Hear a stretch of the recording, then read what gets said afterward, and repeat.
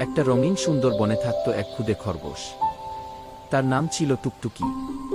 টুকটুকি খুব চঞ্চল, দৌড়াতে আর খেলতে খুব ভালোবাসত। কিন্তু তার মনটা ছিল খুব দয়ালু।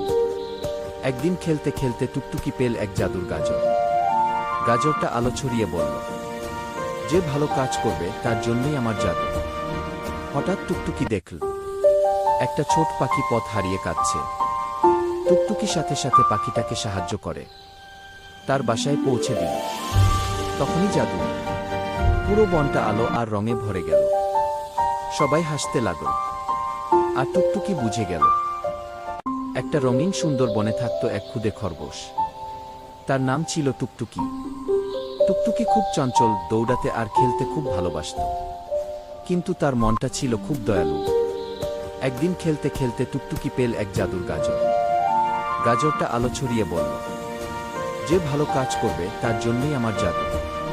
হঠাৎ টুকটুকি দেখল একটা ছোট পাখি পথ হারিয়ে কাঁদছে। টুকটুকি সাথে সাথে পাখিটাকে সাহায্য করে, তার বাসায় পৌঁছে দিল। তখনই জাদু, পুরো বনটা আলো আর রঙে ভরে গেল।